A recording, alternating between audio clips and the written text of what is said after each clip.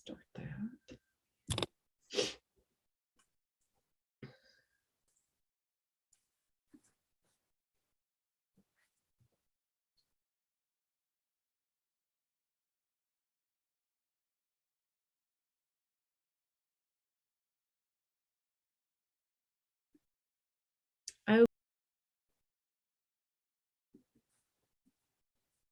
I'm going to actually turn off everybody's videos except for Stephanie's and mine for right now. And then when the discussion starts, we'll turn them all on and we can see everybody and actually have a good conversation.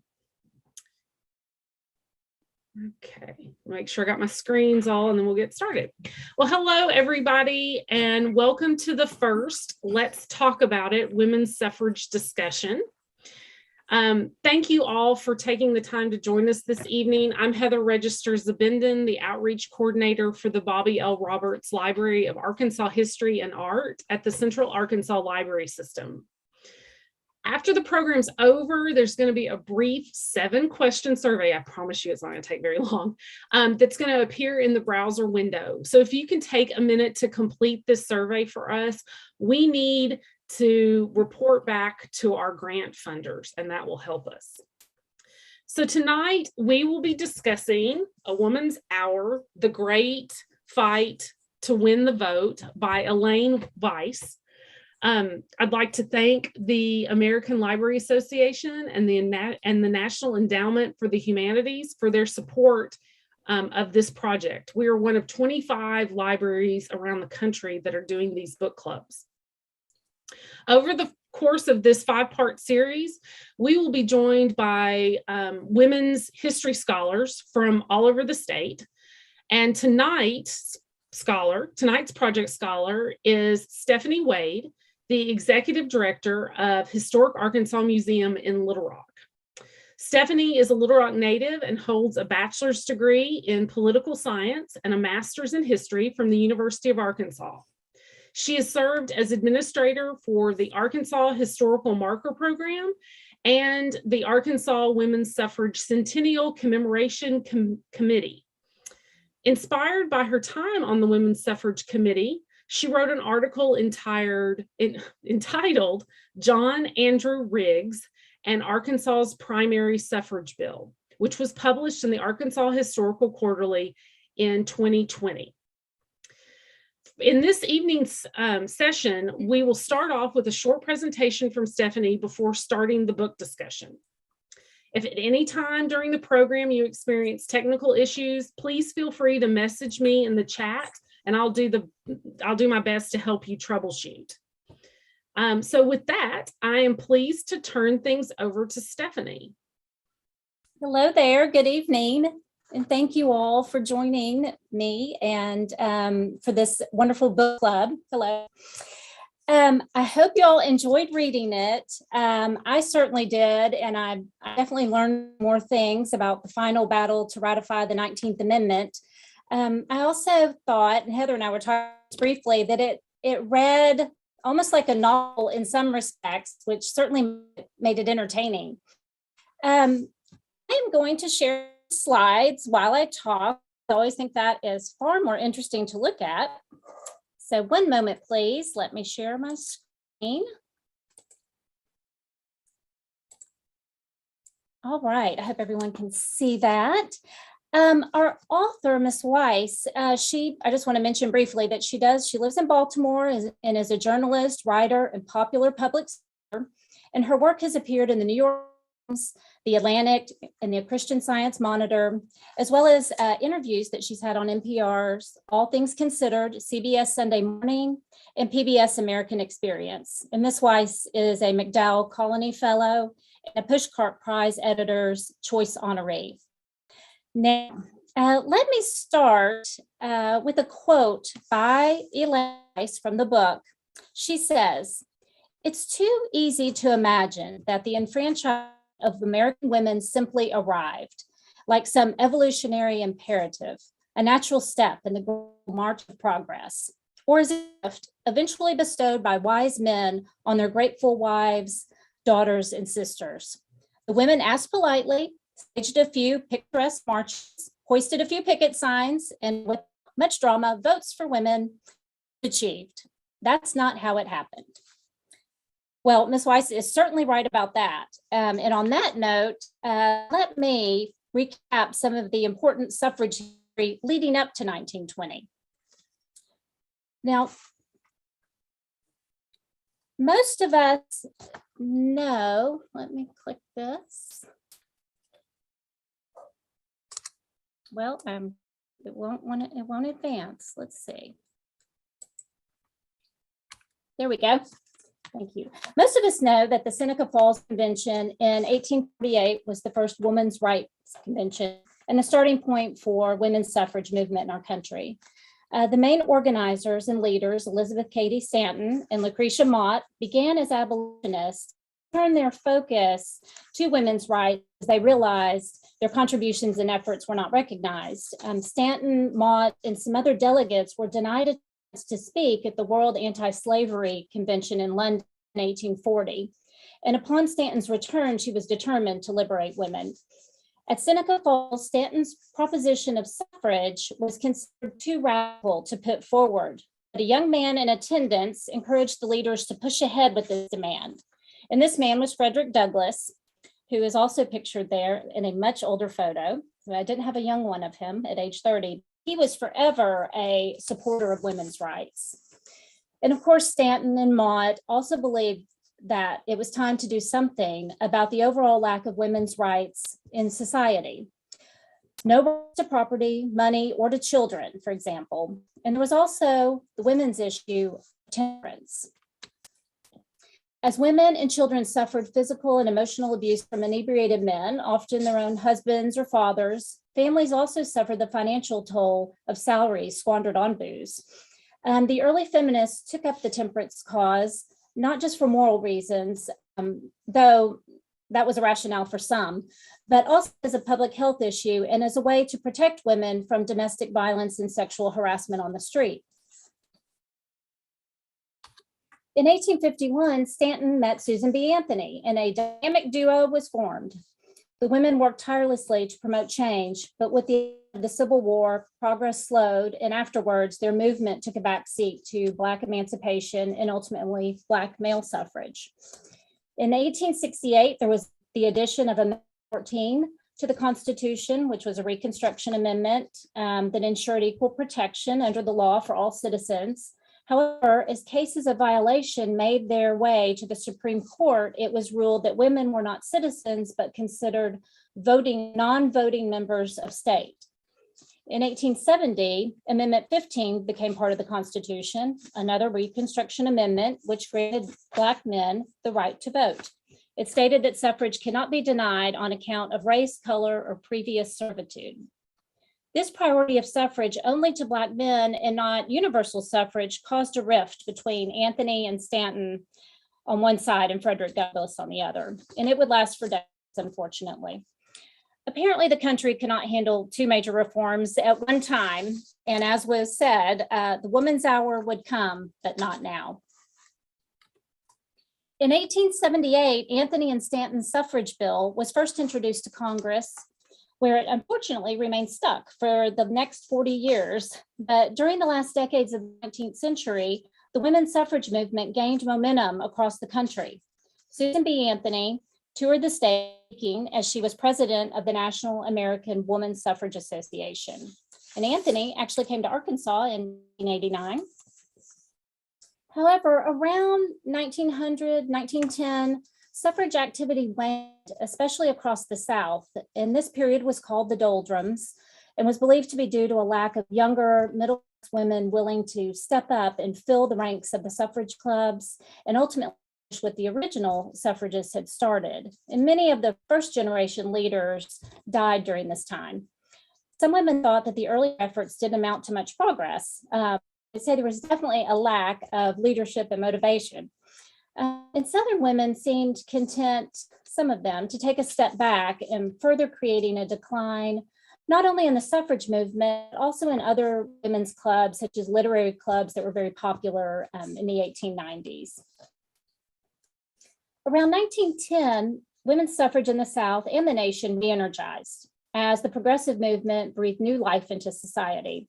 Citizens began to realize the commonality between a meaningful political agenda of honest government, pure food and water legislation, humanitarian reforms, and then the traditional values, interests, and responsibilities that women typically brought to the table, such as promoting morality and education, nurturing families, aiding the poor. So one by one, dormant suffrage organizations and the spread to life with vengeance. And thank goodness a new generation decided to pick up the mantle. In this photo, you can see Carrie Chapman Catt in the middle. Various factions brewed within the mainstream National American Suffrage Association on how to obtain the vote. The majority liked a measured, ladylike approach with lobbying and letter writing, but others, like Alice Paul, wanted deeds, not words. Paul and Lucy Burns organized a suffrage parade, the first of its kind, to be held the day before Woodrow Wilson's inauguration in 1913. And as you can see from these photos on the screen, I mean, the crowd is enormous there on the left. This was also the first march of its kind in Washington, D.C., and it was huge. Approximately 8,000 women, could be more, participated, some on horseback, carrying banners, many dressed in white, all very grand, but things turned chaotic and dangerous as spectators confronted the suffragists, and there was little police protection to do much about it. Paul, this is Alice Paul, was willing to take the lead on a more aggressive political approach. And in 1916, she, Burns, and others broke National American to form the National Women's Party. They began picketing the White House in January 1917, demanding that President Wilson support the federal amendment to the Constitution.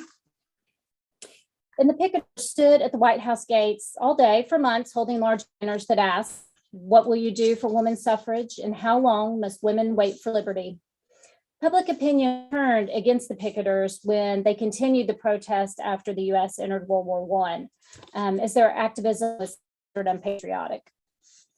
President Wilson had his doubts about suffrage at first, but he was swayed by Carrie Chapman Catt, and then who was then the National American president. Wilson was not in good health as he entered the last years of his presidency. His second wife, Edith, served as caregiver and apparently oversaw the affairs of the country. And Edith was opposed to suffrage, and Woodrow had waffled back and forth, but Carrie was influential in changing his mind. While the anti-suffragists thought World War I brought out the worst in women, such as doing men's work and wearing men's clothes, Catt continued to point out the important sacrifices made by American women during the war, and they had certainly earned the right to be treated as fair partners. Catt was a pacifist as well, and Wilson thought his League of Nations would pass if women were able to vote. Wilson finally spoke out in support of the federal suffrage amendment in 1918. And that wasn't enough for Alice Paul and the National Party, though. They felt Wilson was slow to support women's suffrage. The Senate was scheduled to vote on the 19th Amendment on February 10th, 1919. And so on February 9th, Sue White, along with 3 other National Women Party suffragists, built a fire in an urn and dropped a 2-foot straw-stuffed paper doll of Wilson into the flames. Wilson was not in the White House at the time, as he was away participating in the Paris Peace Conference to formalize the end of World War I. And police quickly arrested the 4 women along with dozens of others. And this act got Sue White officially dubbed by the mainstream National American group in her prison pen from Alice Paul. According to a New York Times report, as Sue White was being put into a patrol wagon by the police, she declared, "We burn not the effigy of the president of a free people, but the leader of an autocratic party organization whose tyrannical power holds millions of women in political slavery."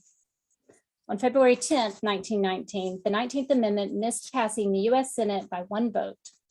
The suffragists kept the pressure on, though, and President Wilson called a special session of Congress, and the House of Representatives approved the amendment on May 21st, 1919, by a wide margin, and the Senate followed suit on June 4, 1919. The amendment was off to the states for ratification. So as you can see, in those 7 decades leading up to the pivotal Tennessee summer of 1920, The plethora of concerns and challenges were extensive, including gender, race, and temperance issues, changes in suffrage leadership, factions and tactics, America's involvement in World War I, the impact of the Spanish flu on society, all having a role in how this movement progressed or didn't progress. Now, I'd like to take a moment to interject a bit about Arkansas right now.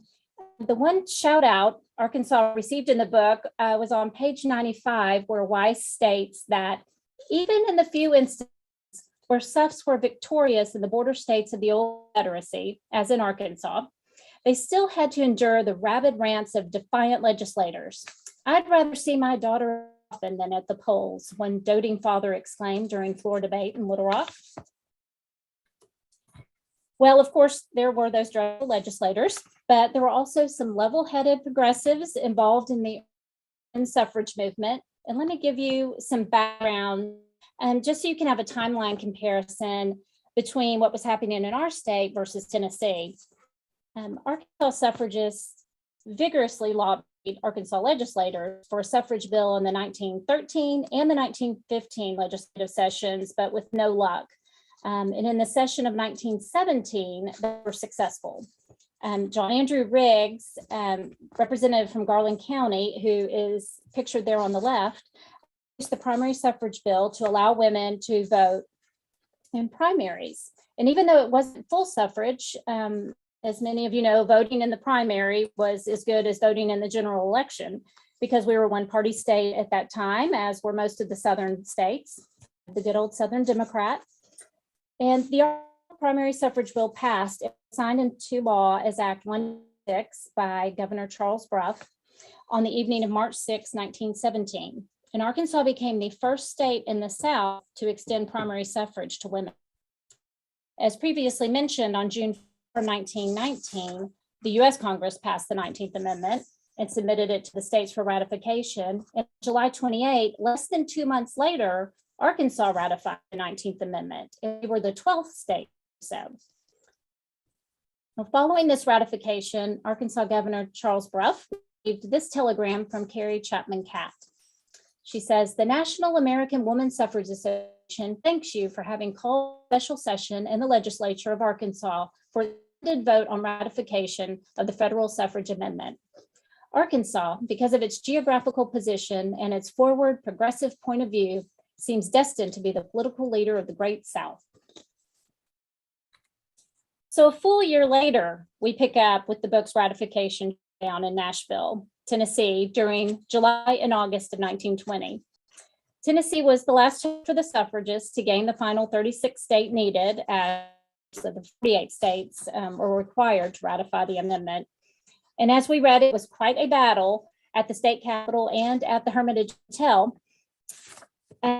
Weiss focused on three women as they converged upon the historic hotel. And there on the left, we have Carrie Chapman Catt, president of the Mainstream National American, Susan B. Anthony's protege, known as the Chief. She was a formidable master organizer and strategist, smart and calculated, but restrained and thoughtful, helped by Ann Dallas Dudley and Abby Colton and Catherine Kinney. And then next in the middle is Sue Shelton White, National Woman Party representative sent by Alice Paul, once a member of National American, helped by Ada Pulitzer and Betty Graham, and White was a Tennessee native. And the added tension between Catt and White and the groups they represent was palatable because they were fighting for the same goal. Which then there on the right, we have Joseph Pearson, president of the Tennessee State Association, opposed to women's suffrage, and ties, helped by Nina Pinkford and Charlotte Rowe. And she believed women's suffrage was against God's plan, as traditional gender roles should remain intact. Women shouldn't have their minds sullied with such things as politics. The antis had a real fear that suffrage would impact the home and people's personal lives. And I know many of you have seen the cartoons where women are, drawn as abandoning their children and their husbands and all to go out and vote. But yes, they thought it might not be an issue that stayed in the political arena. So within the anti-faction, you have players like Laura Clay and Kate Gordon, who were very involved in the suffragist movement with National American, but became bitter when the Southern strategy did not work out as they wanted. So I don't know about you, but it sounded like everyone really dreaded seeing each other at the hotel. Now, speaking of the antis, I found them equally as fascinating as the Suffs for many reasons. I mean, it's ironic that many of the antis were independent, educated, modern career women. Look at Edith Wilson running the country of all things, yet she was against women's suffrage. Pearson and the antis, particularly white Southern antis, did not want to open the vote to Black women. And one of the plans proposed to get around this problem was called the Southern Strategy, which would have bestowed enfranchisement only by the states and then only upon white women. So the belief in states' rights over federal mandates was important to help the South control its way of life without interference. And playing on states' rights again, the Tennessee antis raised additional unfounded concerns that voting in favor of the amendment would leave politicians in violation of their state oath of office, since the Tennessee Constitution made no provision for women voting. However, the suffragists were not perfect either with regard to the race issue. Both the National American and the National Women Party soft-pedaled the Black vote South so as to not jeopardize their progress. And this included their time in Tennessee too. One prominent national leader who was not invited to join the lobbying efforts was Juno Frankie Pierce that you see pictured here. As an experienced and respected activist in Nashville's African-American community, she organized Black women to take up the suffrage cause, and she had forged a rare cooperative agreement with white Nashville suffragists toward common policy goals. And at that time, suffrage organizations, not just in the South, but many of them were racially segregated. Pierce addressed a meeting of the white suffragists, emphasizing the potential strength of Black women voters. What will the Negro woman do with the vote? Asked her white allies. We are interested in the same moral uplift of the community in which we live as you are. And asking for support for the legislative priorities of the Black community, she said, we are asking only one thing, a square deal. Of course, as we know, even after the 19th Amendment law, Black women and men face obstacles in voting, literacy tests, poll taxes, intimidation, and violence for another 45 years. Pratt, White, and Pearson and their respective organizations were also faced with the non-committal attitudes of numerous politicians in 1920. It was an election year. No one wanted to join forces with the losing team. Republican presidential candidate Warren G. Harding was particularly hard to pin down, and Tennessee Governor Albert Roberts, Democrat, took some coax that Cat was able to eventually work her magic on him. And of course, on the left, we have Harding and Calvin Coolidge, and we have Albert Roberts, governor, in the middle, and then James Cox and FDR as the Democratic ticket. Tennessee primary was held August 5th, 1920.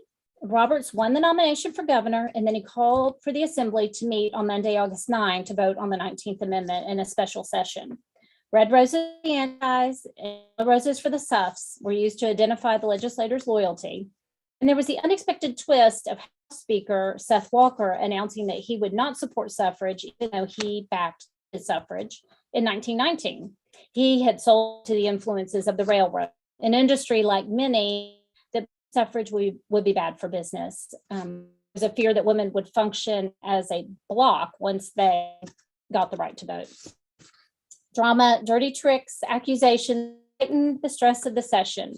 Bribery, dealings in dark corners of hermitage, and liquor. The anti's Jack Daniel's suite was quite a hit despite prohibition. And after several days of debate, speeches, postponements, committee votes, and Senate approval, on Wednesday, August 18, the Tennessee House reconvened and Walker made a motion to table the vote. The vote on the motion was 48-48 and was defeated.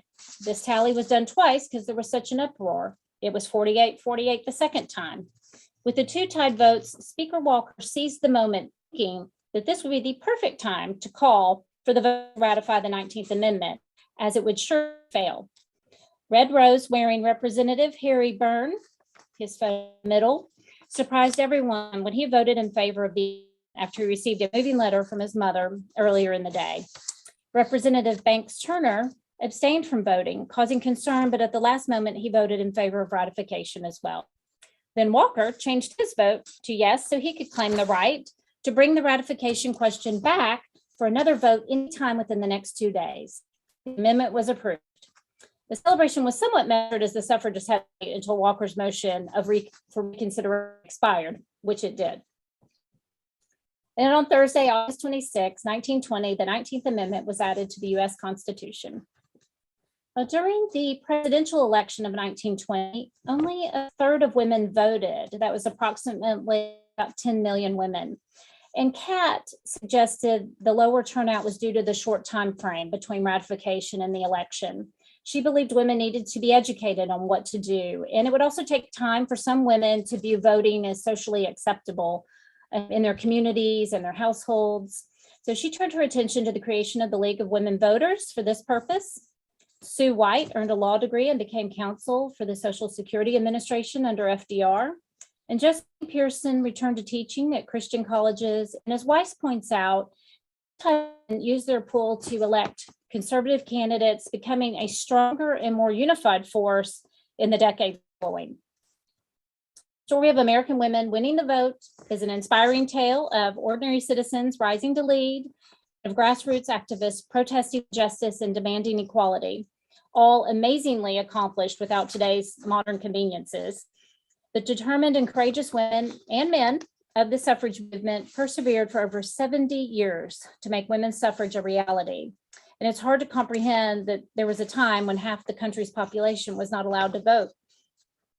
And as Weiss states, it was also complicated and messy, and reform movements are imperfect, and moral compromises were made to achieve success, and namely the white suffragists not supporting their Black sisters during the journey. The suffrage movement tackled the tough questions of our democracy, though, such as who gets to participate in government, who has a voice. When we say we the people, do we really mean everyone? Many of these questions are still asked today. The right to vote is the cornerstone of our democracy, upon which all of our civil liberties rest. So may we never take it for granted.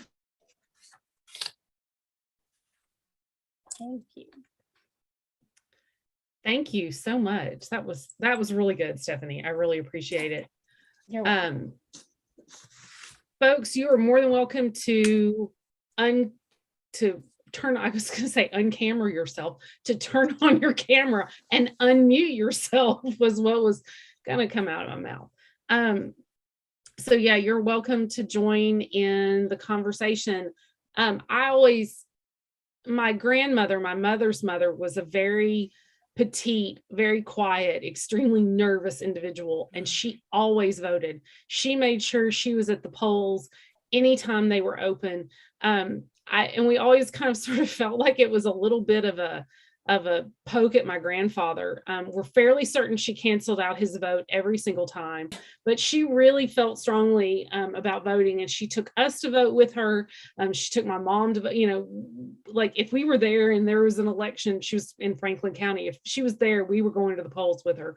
So I think that's really important for women to take their children to show, how important this is. And then it wasn't always, our right. So I agree. I have taken all three of my kids and photographed them voting for the first time, no matter what it was. It could be a small election of some sort, but yeah. Yeah. Excuse me, Heather. Yes. I have tried twice to activate my video here.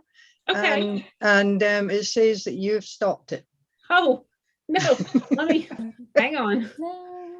Let's try that. How about that? Did that do something?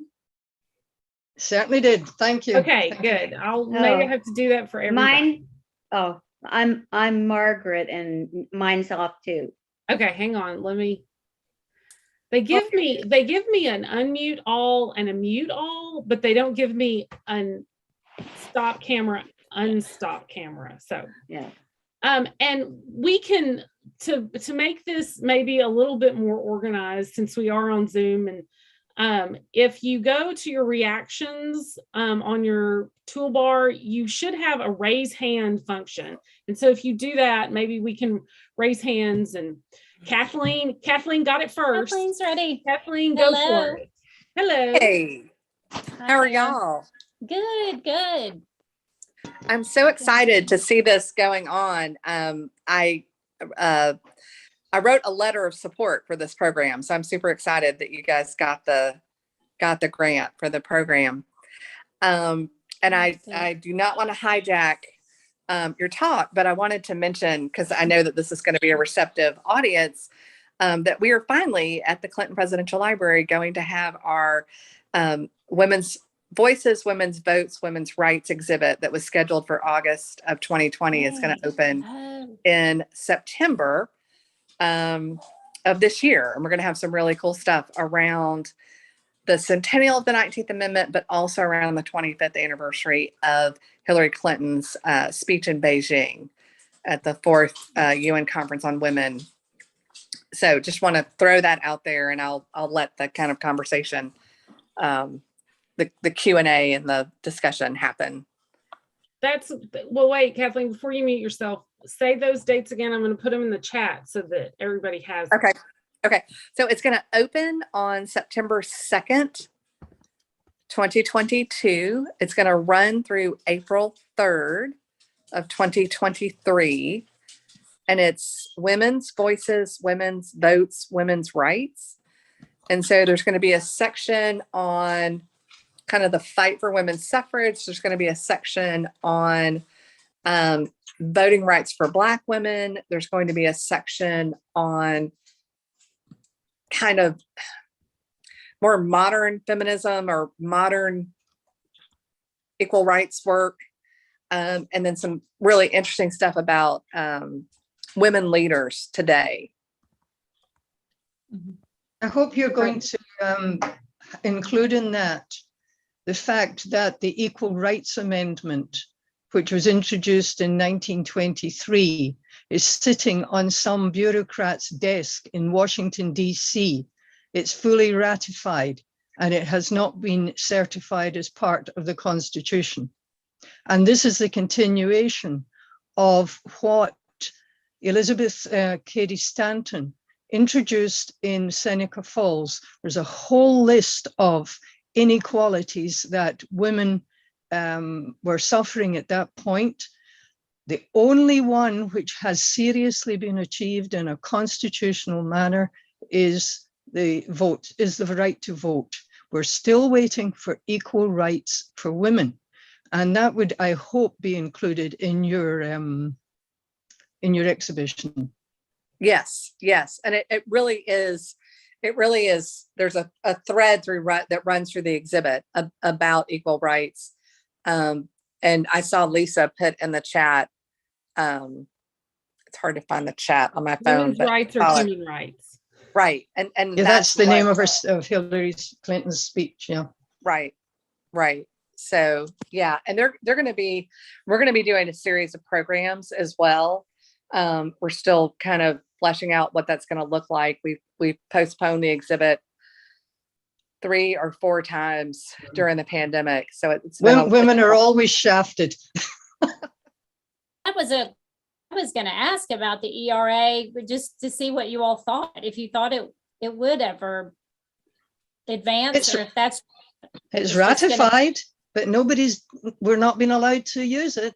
What we need is a case which challenges something that happens to a woman who takes her case right the way up to the Supreme Court, based on the assumption that women have equal rights under the Constitution.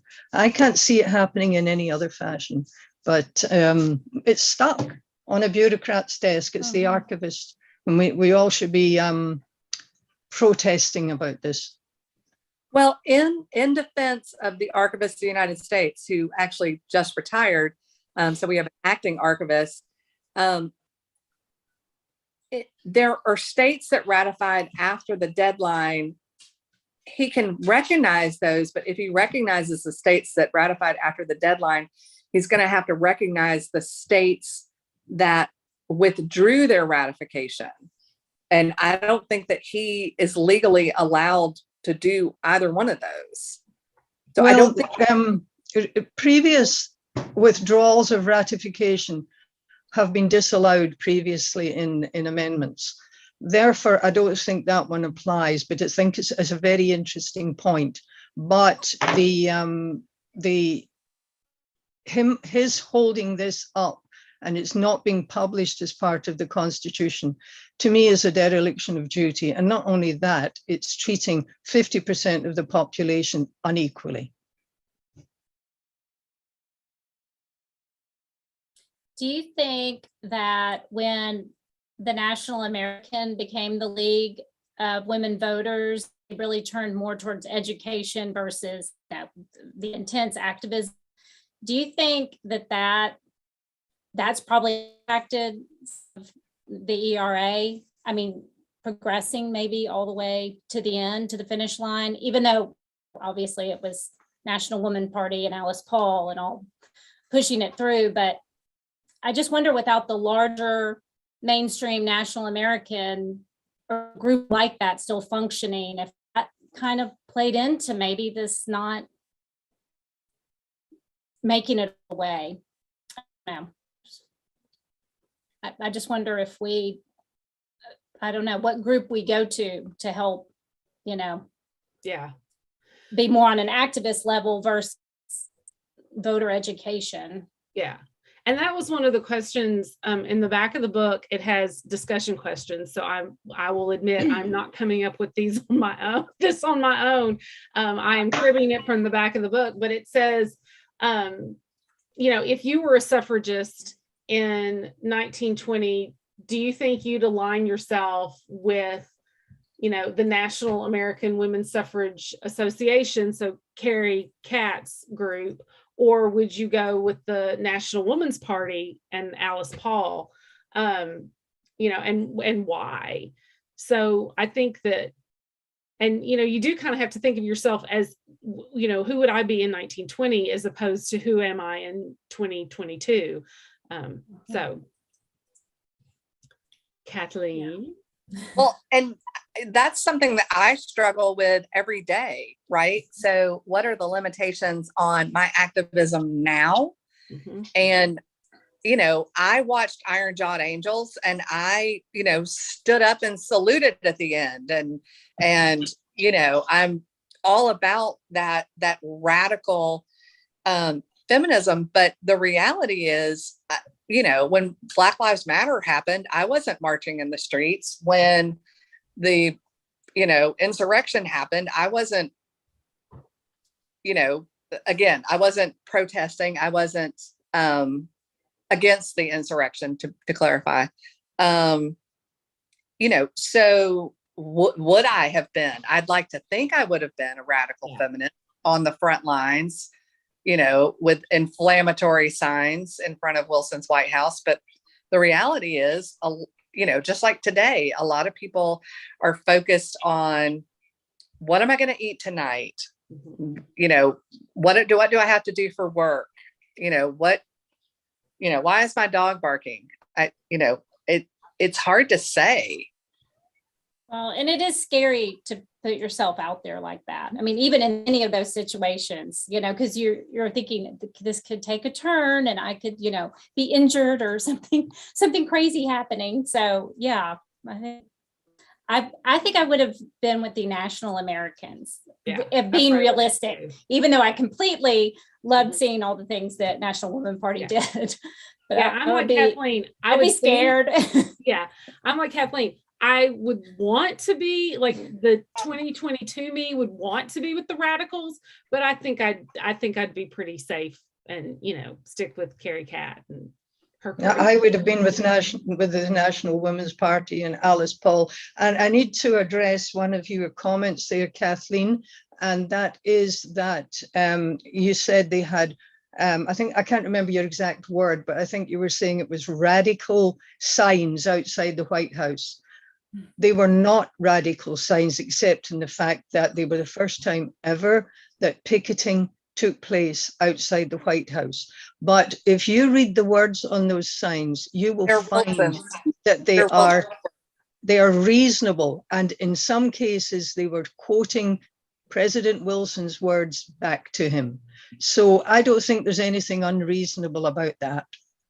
No, it was genius. I gave a talk for the Political Animals Club, and I said, look, one of the arguments against women's suffrage was that having the vote that politics would sully these, dainty, pure women. And I'm like, no, these women were very politically astute. And to use Wilson's own words against him was brilliant, but also very inflammatory, to not just to protest, but to protest a wartime president took more than moxie. I mean, nerves of steel, to be beaten, to be spat upon, to be, physically abused.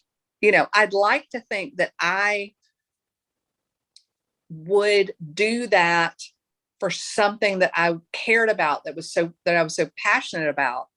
But it's easy to say, oh yes, I would have done that. And the reality is I can't say for sure. And I think, Kathleen, you're using the term radical in a good way. Like the fact that it took, till the teens of the 20th century for anybody to picket at the White House, it's such a common, it happens. I mean, you go there any day of the week and there are people out there protesting something. And the fact that it took that long into our history and women to do it, that was radical, and radical in a good way, in a cool way. Yeah. Well, radical in that it was unheard of. Never done before. Like dramatic, like a radical step that they were just like, we're doing this. We're committed to this. Really are, know that things were a lot more violent and militant in Great Britain with the suffragists. And it's interesting that really what National Women Party was doing here was not nearly as, intense as some of the things Chapman Catt basically held them back because, Alice Paul and Lucy Burns were both involved with the WSPU in Britain. And Alice Paul was in prison and she was force-fed over there. So she knew what she was going into. The flag that she adopted, she had wanted to use the WSPU flag, which was green, white, and violet. And Carrie Chapman Catt wouldn't let her do it because it would have involved identifying the NOSA with the WSPU in Britain. So Alice Paul quite brilliantly changed it to gold, white, and violet. Now, those colors are really important for the initials. It means give women the vote in both cases. Gold, white, and violet. And the influence from Britain was absolutely key. And at the same time, Alice Paul was a Quaker, and she was just like Susan B. Anthony was, and they were not in favor of violence. And that was something that changed the whole dynamic of what happened in the US, which made when women won the vote in the US, it meant that it was the first successful political campaign, the first non-violent political campaign that was successful in US history, the very first. And that's a really important thing to remember about the women's suffrage movement in the US. So one of the questions that I thought was really interesting and very, well, now I've moved my screen. I've scrolled too far up or down. Where is it? So it says, although we treasure our self-image as a nation built upon the bedrock of participatory democracy, our history proves we're conflicted about who has the right to participate. Voter suppression is a hot topic today. Do you think we consciously make it harder for some citizens to vote? Is voter suppression a threat to our democracy, or just the usual game of political parties play? Usual game political parties play. That's a tongue twister.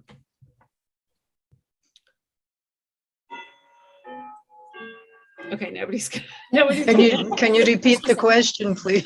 That's always a safe way. Sorry. Maybe we should just move on to another question. Everybody was so quiet. It's about voter suppression. And does voter suppression really, does it exist today, basically? Absolutely. Okay, I'm seeing lots of nodded heads. Yeah. Absolutely. I mean, particularly in this most recent election, and then, changes to election laws that happened after. I mean, the idea that I can't give somebody who's in line for voting water, like that, that really speaks to, It's been in line for a really, really long time.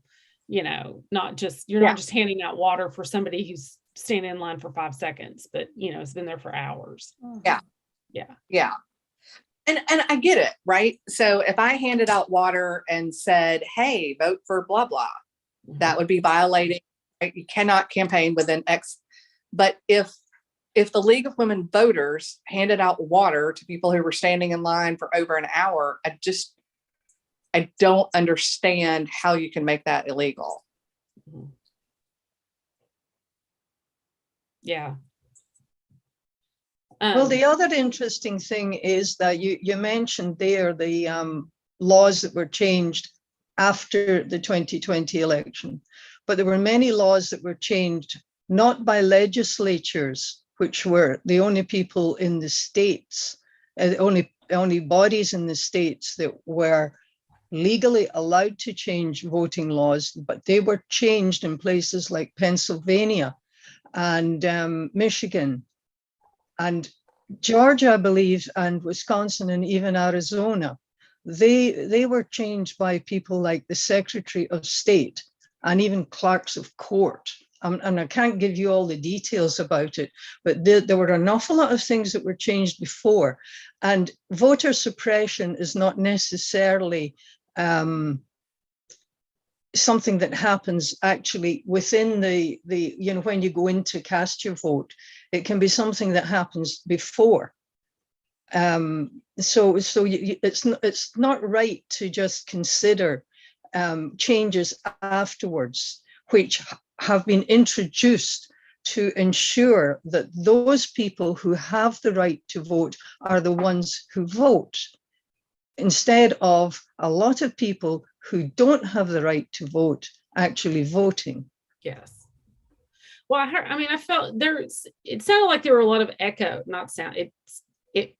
there are a lot of echoes of the kind of tactics of the antis and some men that are happening today as well. And I thought that, Stephanie and I were talking about this before we let everybody in the room. I didn't learn a lot about the antis until recently. That wasn't covered in graduate school. Do you remember that, Kathleen and I went to graduate school together. So I was like, did I miss that day?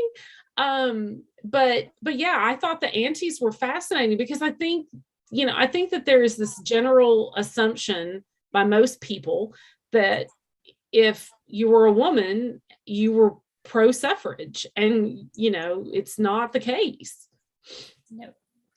No. And just playing on that fear, it's all fear-based on some of the tactics. But also I think it was genuine and not like we're gonna plant fear. I think the women genuinely, that's how they were raised, that's what they knew. It was what they believed. Yeah. Well, in general, it was normal. And doing anything change. It was different, that's right? Yeah, it was. Yeah. Kathleen, go ahead. For sure. Well, I was just, I'm big supporter of Girl Scouts. And as much as the Girl Scouts would like to say that Juliet Gordon Low was a suffrage supporter, she did not publicly weigh in part because Girl Scouts was not a political organization. The other thing is that she had access to influence her government as I'm sorry, my dog is very upset about voter suppression. Yes. She It's okay. My cat was digging in my little paper trash can over here earlier. So it was like somebody's going to hear that. So she had access because she had money and she had education. So she wasn't that worried about getting the vote because she felt like she could influence policy outside of that. Now, I don't want to stop anyone else from weighing in on this, but I have a question. If we think that voter suppression is real, one of the things that's been proposed is the idea that Election Day would be a federal holiday. And I wonder how people feel about that. I have an opinion, but I want to hear what other people think about it. I think there are enough federal holidays. Did you say there are enough federal holidays? There are enough already. I think much more important is voter ID. Much more important across the board. Not requiring ID to vote, you mean? Requiring it. Requiring ID to vote. Oh yeah. With signature verification. Mm-hmm. I've believed that for many years. You're on mute. We've lost you, Kathleen. Or we've lost you somehow. No, you haven't lost me. Sorry. But I mean, voter ID restricts voting rights. I mean, one of the things when I talk to students and I ask them, why do you think people don't vote? And they say, well, people are lazy, people are ignorant, people don't care. And I'm like, okay, so those are things, but what about, structural barriers? So if I work at Taco Bell, I don't have a car. That means I don't have a driver's license. I don't have a computer at home. I don't have a printer. There's no online voter registration in Arkansas. I don't have I can't access to know when the polls are open.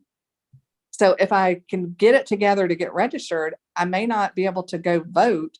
I think a federal holiday is the wrong way to go because the people who have the most structural challenges to voting don't get off for a federal holiday. They're working on Veterans Day. They're working on President's Day. Don't some other countries close? I mean, the world shuts down for voting. Yeah. It's a snow day almost without the snow.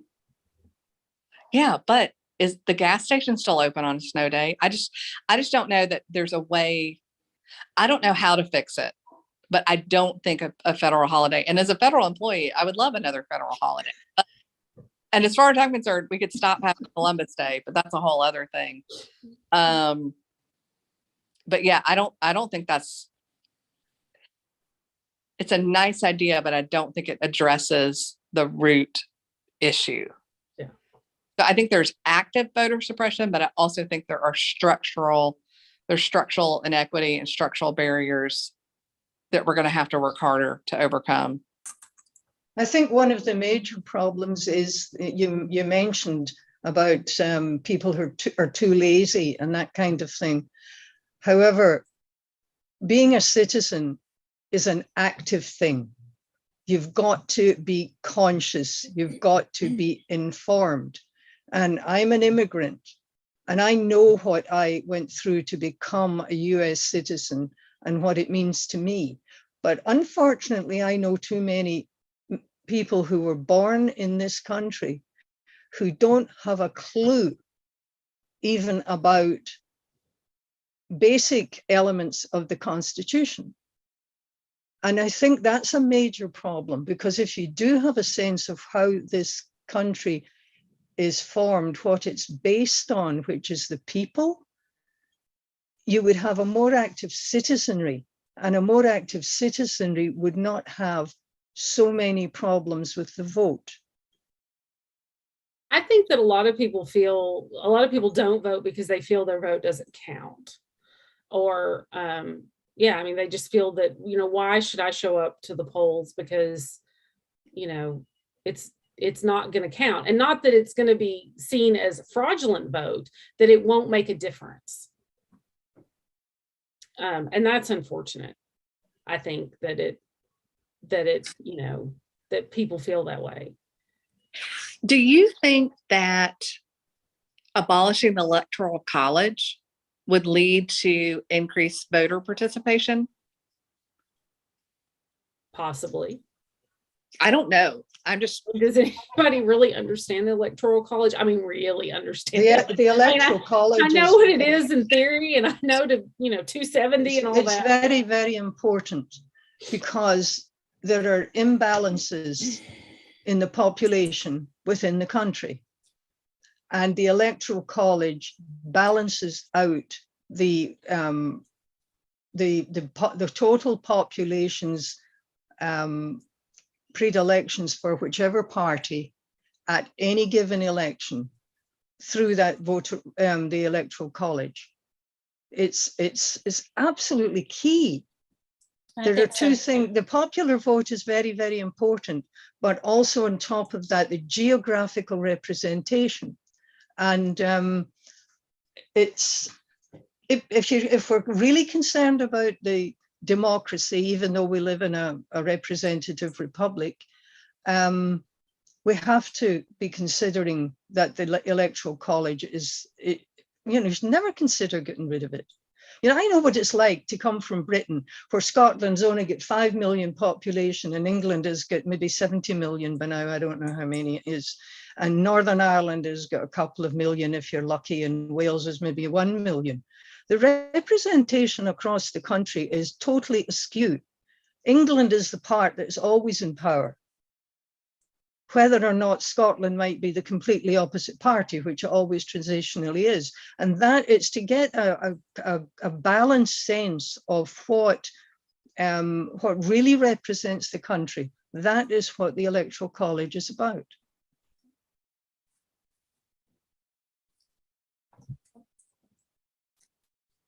You're muted. But hasn't it sort of done the time, and that it's no longer a functioning thing when people can communicate? It was sort of like the Electoral College was when it was so hard to get all your votes in to vote for somebody, and now it's not that hard. So I don't know. To me, it is something that time has passed by, and that it's not necessary anymore. You mean before we had to wait around? If we'd waited for the popular vote, we would be still waiting on some elections because it would take so long for them to count everything. And so that's why the Electoral College came. Because I kind of sort of feel like, maybe what I really want to get rid of are the election night predictions that happen before polls close. Like when they call Florida. Whoever decided that the media should be in charge of. Yes, I mean they're calling of who won before. Like, let us at least get the data from the place and make it look like maybe. I don't know. It's official. Yeah, it's it just seems like the media has a much bigger role in it than they used to because of the 24. I mean, our 24-hour news cycle. Like, everything's more important now than it used to be. So we've got to make it dramatic and exciting. Yeah, keep you watching. So with their maps and charts and the one good thing is they are showing the map of the country for a long period of time, and if people are watching, maybe they'll know a little bit more about geography after the evening's over. But I'm always pro map because I think people don't know what the states look like. That's just not taught anymore. So I think this will probably take us back to the ERA, but do we think the U.S. Constitution should be changed in any way? What amendments should be considered?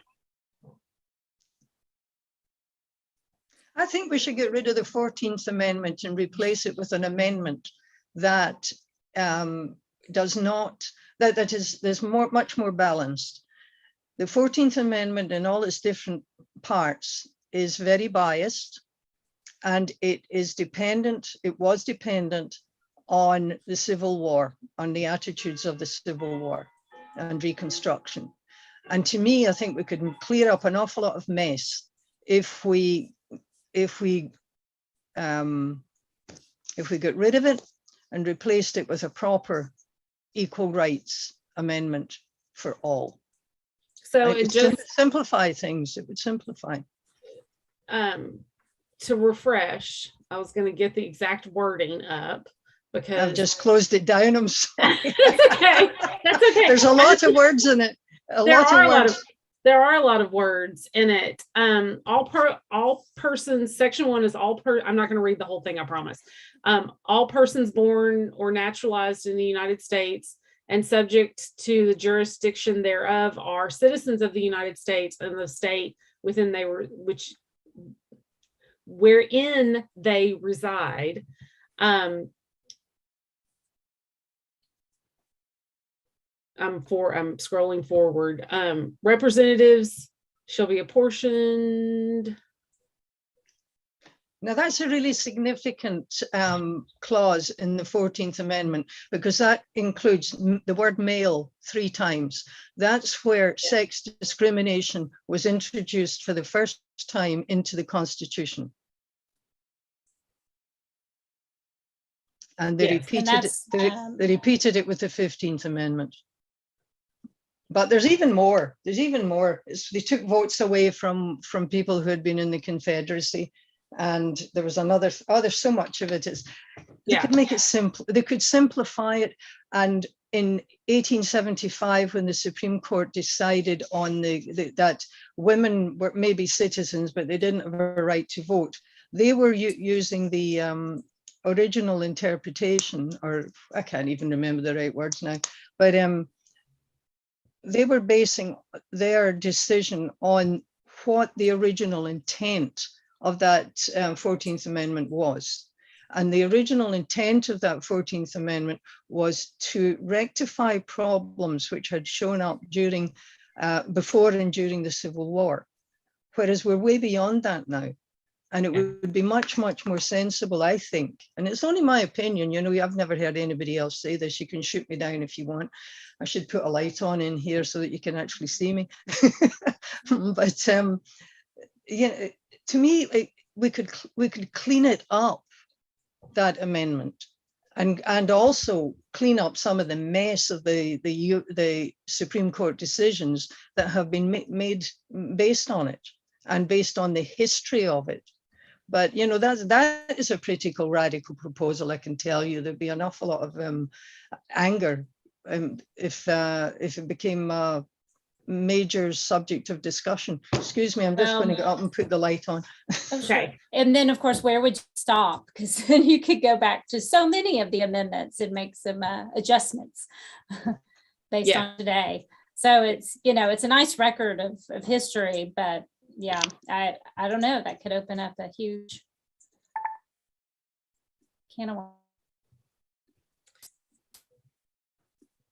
worms.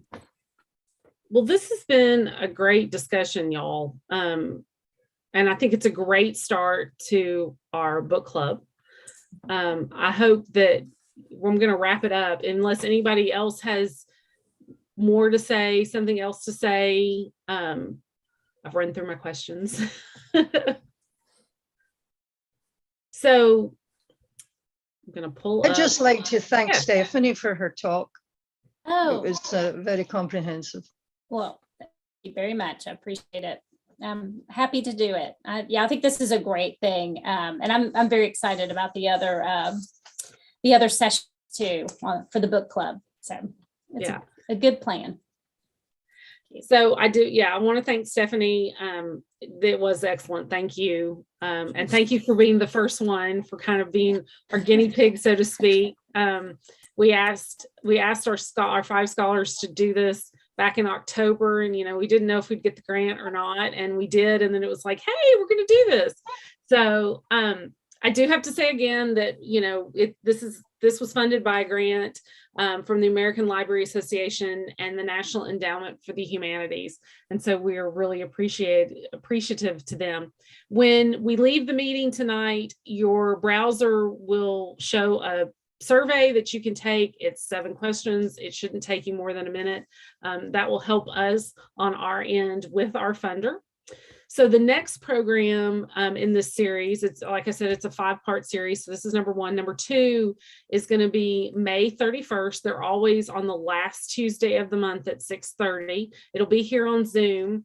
And it's going to be this book, which is called Women Making History, the 19th Amendment. And this is actually one of those National Park Service, I call them souvenir books. They're much more in-depth than a souvenir book, but you pick them up, right, at a national park when you're usually on vacation. And I was actually looking at it this morning, and it divides everything by regions of the country, which I think was really interesting. And it highlights some women who did some things later on after the 19th Amendment, which I also think is interesting. It also has some really great photographs and primary documents showcased in there. So Kelly Houston Jones from Arkansas Tech will be our scholar next month. She has done a lot of work not only on women's suffrage, but she has a new book about slavery in Arkansas, and has really kind of changed the narrative of slavery in Arkansas through that book. So that is great. Now I do have to I'm going to put this in the chat. This book is actually available online. And this is the PDF that you can get. I have 10 copies again that I can send out to folks at branches. But if you want to read it online, it's available online. The link that was on our website until yesterday was actually it was incorrect. It was the link they gave me. I don't know what it was about it was articles about women. It just wasn't about the 19th Amendment. So I'm not really sure what they were thinking, but this is the actual document. So you can get your copy through me by registering, or you can go there. So thank you, everybody. Excuse me, are we getting a link to the recording of this? I put it in the chat. Okay. Yes, and I can also send it out to everybody via email tomorrow.